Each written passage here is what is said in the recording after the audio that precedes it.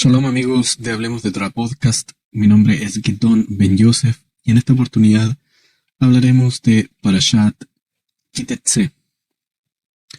La Parashá de esta semana, Kitetse, se encuentra en el Sefer Devarim, en el libro de Deuteronomio, y va desde los capítulos 21:10 al 25:19.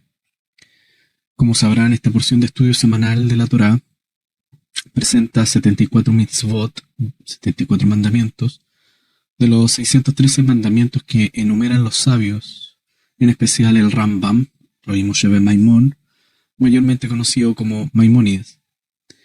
En los mandamientos que llaman la atención está el recordar lo que nos hizo Amalek cuando salimos de Egipto. Los sabios recomiendan entender que nosotros salimos con nuestros padres desde la tierra de Mitzraim, que traducido al español en forma literal viene a significar el lugar de estrechez o el lugar de la aflicción. Egipto, por supuesto. Al comenzar la parashá, nuestra bendita y sagrada Torá comienza diciendo: Kitetse la milhamá al oyeveja, cuando salgas a la guerra contra tus enemigos. La frase kitetse se compone de dos palabras: ki, que es una preposición y significa cuando, que, porque, y tetse, que está conjugado en la segunda persona singular, tanto femenino como masculino en tiempo futuro, esman atid. Tetse significa saldrás. Entonces, kitetse debería leerse como tú saldrás. Lo que nos viene a inferir implícitamente, como enseñan nuestros sabios, que nosotros constantemente estamos saliendo a la guerra contra nuestros enemigos, y estos enemigos, los sabios enseñan que se refiere más bien a el Yetzer Hará. Esto nos indica que la guerra no es solo a nivel de pueblo, sino también una guerra que libramos de modo personal, individual. La pregunta es ¿por qué? La palabra está conjugada en Sahar Yahid como Nekeva Yehidá, que es un singular masculino y femenino. Sin embargo, el contexto que habla de un hombre que se enamora de una mujer cautiva, la Eshet Yefat Toar, la mujer de aspecto hermoso, los sabios enseñan que este soldado, que es un soldado que está soltero o vinculado a un matrimonio, ¿cierto? Solo por el hecho de estar lejos de su hogar, puede eventualmente disparar sus emociones de lascivia masculina, ¿cierto? La testosterona en niveles muy elevados. Entonces ellos recomiendan dos cosas. Primero, si el hombre es casado, cumplir con el principio de la mitzvah de Oná. La mitzvah de Oná se traduce como darle satisfacción a la mujer, satisfacción y placer. Y esta satisfacción tiene relación tanto con lo físico como con lo espiritual. Y ante ello agregan que un hombre que viaja por más de una semana fuera de su hogar, como mínimo debe mantener intimidad con su esposa una vez a la semana. ¿Para qué? ¿Cuál es el motivo? Para que justamente no incurra en el error de adulterio o de infidelidad. Por ende, la mitzvah de otorgarle placer a su esposa está por encima de adquirir placer individual. Según el libro de Shemot, en el libro de Éxodo, en el capítulo 21, versículo 10, dice: cuando el hombre desee tomar una segunda esposa, ¿cierto? Dice que no la privará de alimento, de mantención, she'erá en hebreo, de vestido, kesutá, y de satisfacción. Aquí usa la palabra onatá. Y hay una discusión con respecto a la palabra onatá, porque los sabios interpretan que onatá en realidad es una unión carnal, es decir, el placer que provoca, ¿cierto?, la intimidad entre hombre y mujer en el matrimonio que los une. Hay discusiones con respecto a si la mantención se debe específicamente al alimento y si el vestido en realidad tiene relación con la ropa de cama, o si esta satisfacción tiene en realidad que ver con la intimidad sexual. Y aunque hay discusiones que disparan hacia un lado y hacia otro, se inclina la opinión de la mayoría por decir que onatá se refiere más bien a la unión marital. Nachmanides y Eben Ezra precisan que oná se refiere al tiempo de vigor del hombre, dado que viene de he'anut, cuyo significado es contestar o estar presto a dar una respuesta. Y eso ellos lo traducen como complacer, ¿ya? Cuando alguien desea recibir, la otra persona está dispuesta a complacer. Y en este caso la mujer, cuando el hombre está mucho tiempo fuera del hogar, ella tiene el anhelo de recibir, por lo tanto el hombre tiene, digamos, la obligación de darle placer a su esposa. El verbo infinitivo de oná es la anot, que significa conceder justamente o contestar. Pero respecto de este tema, que tiene relación con una respuesta, con complacer, ¿cierto? Otros comentaristas, Parshanim, difieren y dicen que oná en realidad proviene de inui. ¿No es curioso que ellos asocien inui, oná y eanut con estas tres formas de interpretar una misma raíz? Porque justamente la raíz de inui, que es tormento o sufrimiento, tiene que ver con la ain, la nun y la hei. Como fuera el caso, el tema se simplifica entendiendo que la raíz de oná, ain, nun, hei, se utiliza tanto para sufrimiento y complacer, es decir, entregar una respuesta. Debido a que ayuno, ta'anit, utiliza las mismas radicales. Estamos hablando de la raíz, el shoresh ain, nun y hei. Entonces, ¿cómo podríamos llegar a un consenso? Dicen los sabios que eanut es complacer un pedido, como dije antes, inui es un sufrimiento. En el libro de Bereshit, en el Sefer Bereshit, en el libro de Génesis, en el capítulo 31, en el verso 49, leemos que el Eterno nos vigila cuando nos separamos el uno del otro. Si tú afligieres a mis hijas, imteané venotai. Cuando dice imteané, utiliza justamente la raíz ain, nun, hei.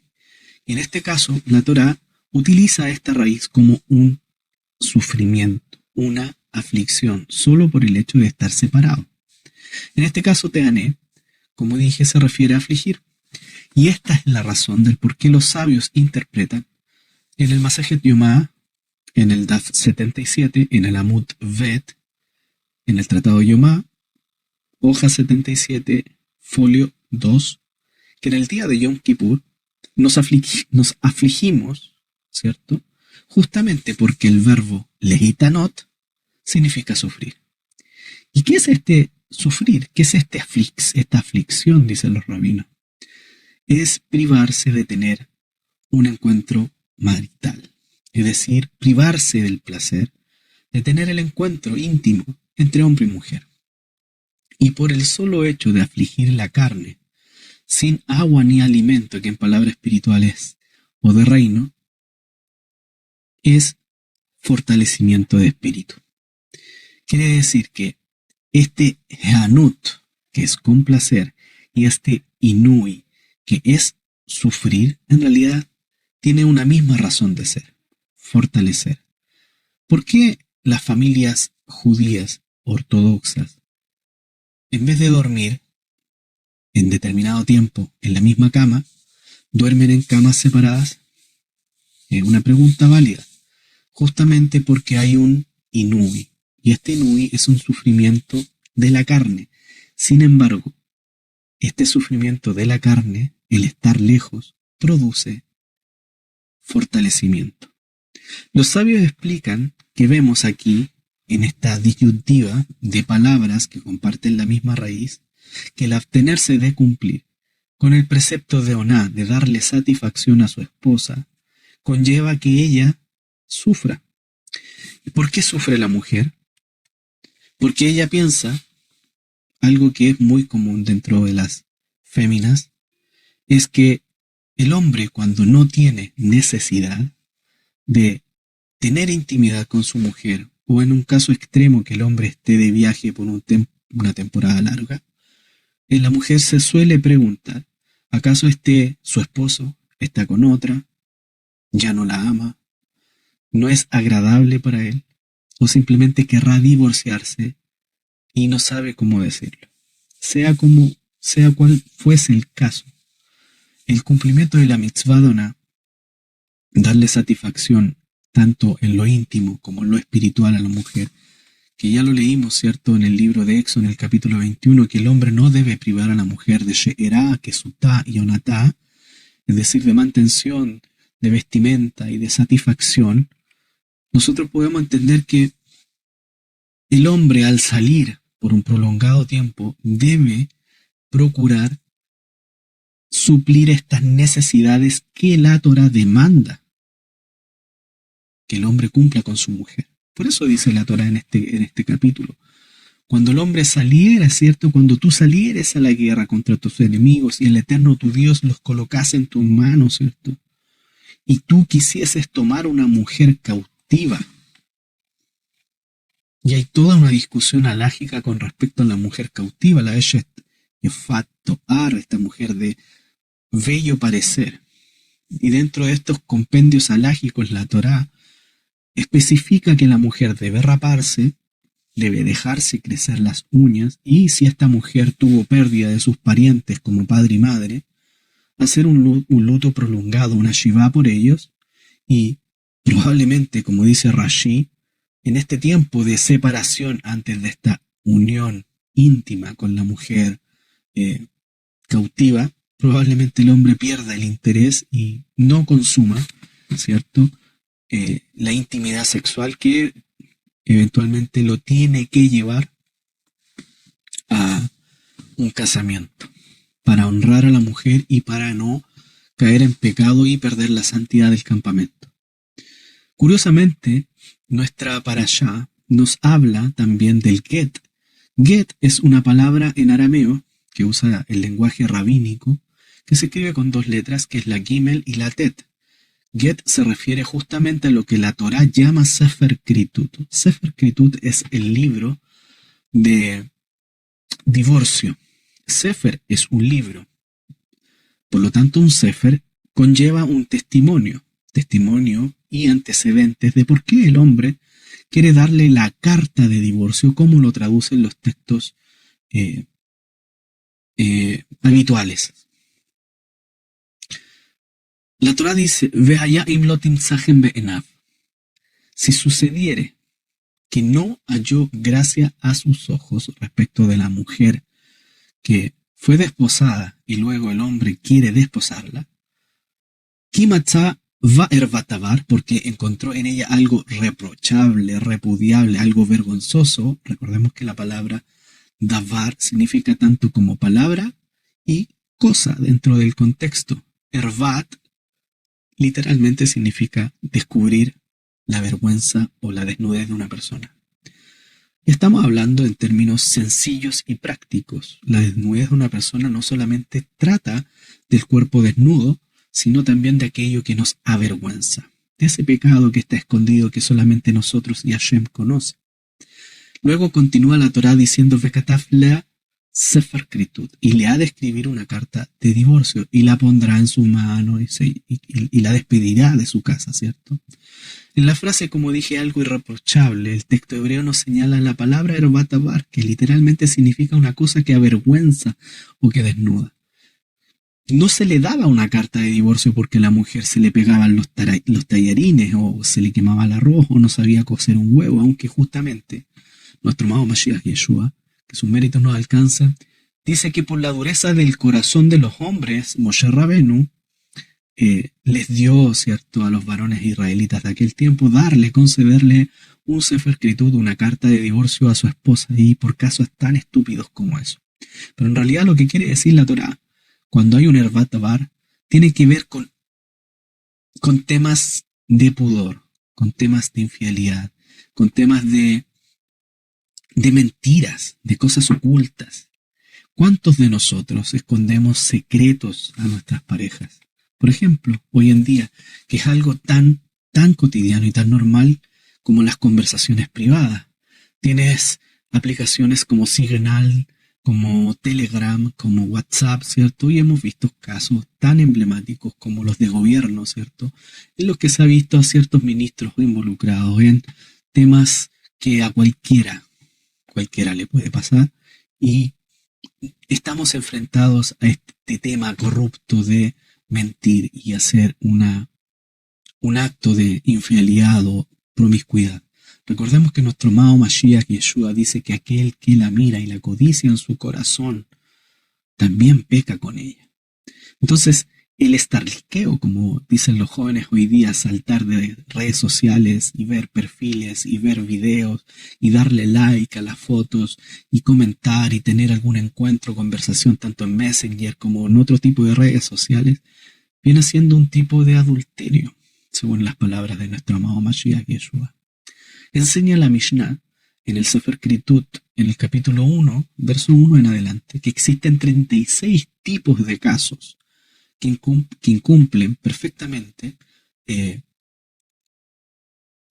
tema del recato. Y ese recato, ¿cierto?, tiene una pena capital que es llamado el karet. Karet viene de kaf resh tav, que significa cortar tanto espiritual como físicamente a una persona.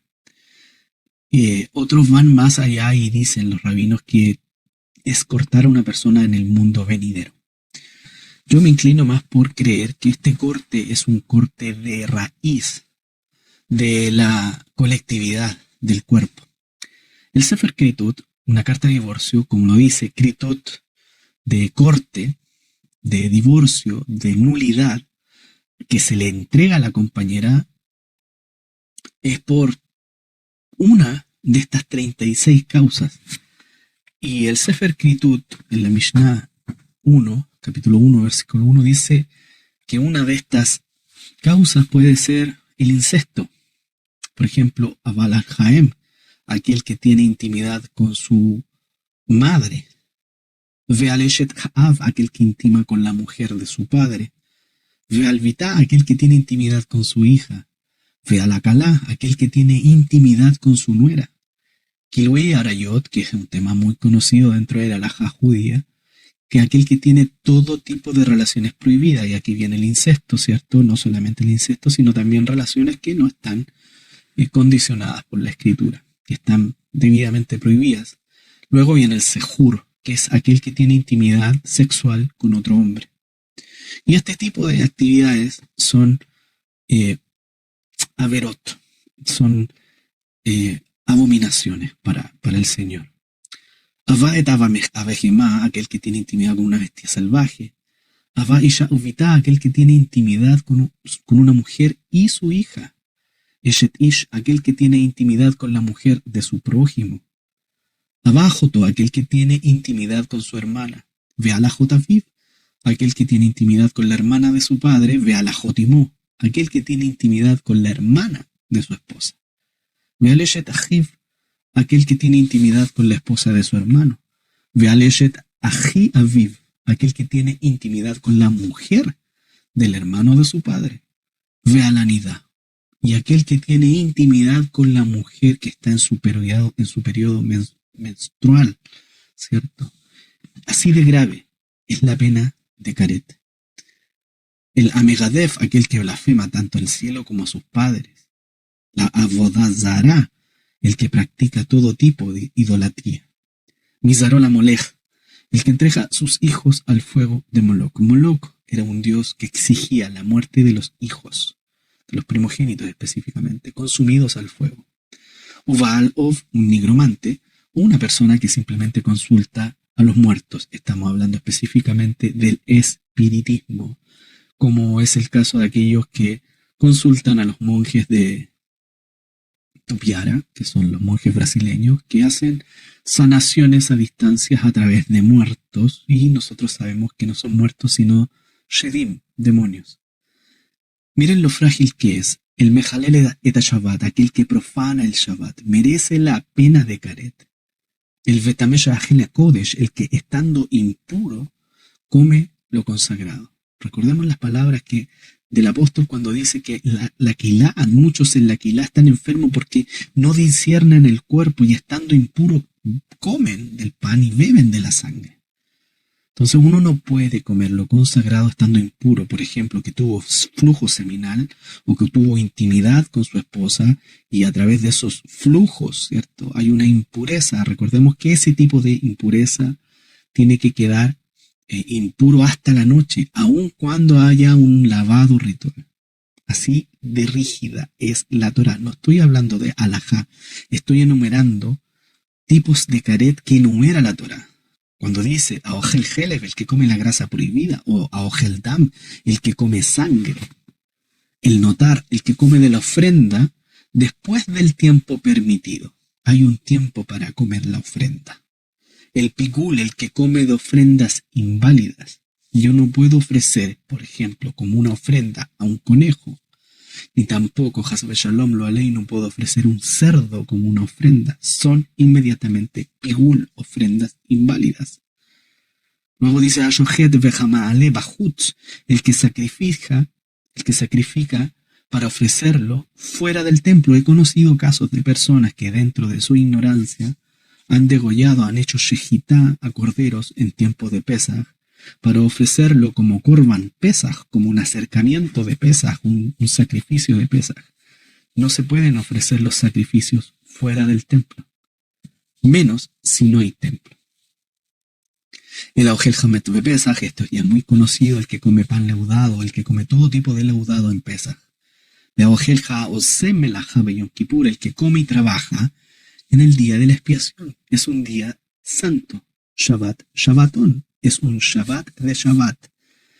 Hay que detenerse. El que no se detiene en Kippur merece la pena de caret, merece ser cortado tanto espiritualmente como físicamente de su pueblo.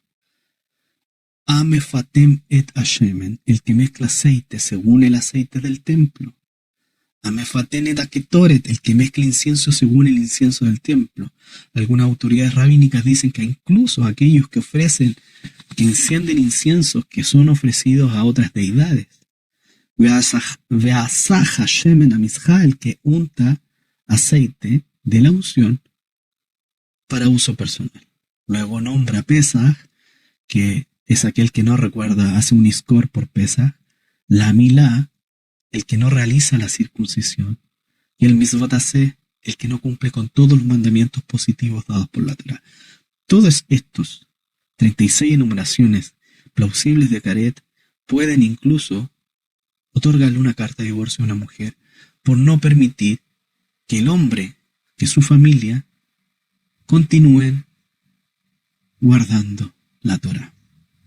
Finalmente, el Sefer Kritut, que contiene un detalle amplio de las causas que invoca el divorcio, no puede ser porque la esposa, ¿cierto? Como dije antes, no supo cocinar un par de huevos, sino porque ambos son una sola carne, y como ya no son dos, sino una sola carne, Yeshua dice que lo que Dios unió, no lo separe el hombre. A Yeshua le preguntan ese tema, y le dicen, ¿por qué? ¿Por qué Moshe Rabenu ordena dar carta de divorcio? Y él dice, ¿no saben lo que dijo la Torá al principio? Sahar una que va baraotam, que varón y hembra Dios lo creó. Y por esta razón el hombre dejará a su padre y a su madre y se unirá a su esposa. Aquí está hablando de cortar el cordón umbilical y unirse al cordón umbilical de su esposa. ¿Por qué? Porque la esposa es una antena, así como la Shejina es una antena que une cielo y tierra, una antena para que el pueblo pueda tener conexión. Recordemos que cuando el pueblo fue llevado al exilio, los sabios dicen que la Shejina los acompañó. ¿Por qué los acompañó? Para que no perdiesen la conexión. ¿Por qué cuando el primer hombre fue expulsado del Gan Eden, fue expulsado juntamente con la mujer? Porque la mujer es la antena que conecta cielo y tierra. Si un hombre está solo, los sabios dicen que no es bueno que un hombre esté solo. ¿Por qué no es bueno que esté solo un hombre? Porque pierde la bondad. porque pierde el placer, porque pierde la paz. Un hombre no puede estar solo, un hombre debe tener a su esposa. La mujer, la esposa, calma las tormentas que hay dentro de un hombre. Y así como el hombre está obligado a cumplir con la mitzvah doná de darle satisfacción y placer a su esposa, la esposa está obligada a colocar el cable a tierra en el hombre, a decirle tranquilo, tranquilo, va a pasar, tranquilo, que el Eterno está con nosotros. Yeshua dice que cualquiera que repudia a su esposa, a no ser por causa de fornicación, y se casa con otra, él adultera. Y el que se casa con la repudiada, es decir, con la gerushá, adultera. La gerushá viene de Garesh, y Garesh significa la que fue expulsada, la que fue exiliada. No significa literalmente repudiada. Legaresh, el verbo infinitivo legaresh, significa expulsar. Cuando el pueblo de Israel fue expulsado, ahí ocurre la primera carta de divorcio entre Dios y su pueblo, porque fue un adúltera. El libro de Jeremías en el capítulo 3, versículo 8, lo dice, que Israel fue una adúltera. Para que ocurra este Sefer Kritut, este Get, los sabios generalmente de un Bet Din, un tribunal de justicia, hacen todo el esfuerzo posible para que el matrimonio no se extinga. Y sabemos que, sin embargo, por las causas que dicen relación plausibles al caret, ya sea indecencia, infidelidad, adulterio, idolatría, es mejor que se separen incluso por conservar la paz. Y en este punto debemos tener presente lo siguiente: aunque el matrimonio se disuelva por las leyes civiles, siempre es necesario que exista un get, un documento escrito en 12 líneas, tal cual como la palabra get, gimel, que equivale a 3, y tet, que equivale a 9, 9 y 3 son 12, para que ese vínculo se disuelva tanto en la tierra como en los cielos. Y así dice la Escritura, ¿cierto? Que todo lo que atares en la tierra será atado en los cielos, y todo lo que desatares en la tierra será desatado en los cielos. El punto central de este comentario es que si una persona ha pecado en su corazón, siéndole infiel a su pareja, como versa el Santo Mashiach de Israel, cualquiera que mire, simplemente mirar, simplemente desear en el corazón, comete adulterio. ¿Cuál es la meta? Cuidar nuestros ojos, cuidar nuestra boca, cuidar nuestro corazón. No sea que el Eterno halle en nosotros una indecencia irreprochable, una ervat davar, una cosa que nos avergüence y descubra nuestra vergüenza delante de los hombres. Quiera el Eterno tener compasión de nosotros, no solo de los hombres, sino también de las mujeres que hoy día están tan expuestas a mostrar, a dejarse ver, a dejarse ser atraídas. Si supieran las mujeres con cuánta carga negativa llegan a sus hogares, del hombre que la miró en el metro y la codició, del hombre que deseó a esa mujer por la falda, la minifalda, por sus piernas, por su pelo, por sus ojos, por su cara, y dentro de sí ese hombre dijo palabras indecorosas. Todas esas cargas se las lleva la mujer a su hogar. Y es por eso que es tan importante que haya taharat mishpajá, pureza familiar. Que los hombres se cuiden, ¿cierto? Se cuiden del mirar, del querer, del desear, porque somos energía, y la energía se transmite de cuerpo a cuerpo. Cuando la mujer viene cargada, carga al hombre, y cuando el hombre viene cargado, carga a la mujer. Si un hombre tiene intimidad con su mujer pensando en otra, está contaminando a su esposa. Y si la mujer tiene intimidad con un hombre deseando otro, contamina al hombre y en realidad mancilla la cama. Cuidémonos, cuidémonos. Quítese la miljamá cuando salgas a la guerra. Cuidémonos, porque hay una guerra afuera, que la tenemos que librar desde nuestro interior, desde el orgullo, desde la lascivia, desde lo carnal. Shabbat Shalom, Umeboraj. El Eterno les bendiga.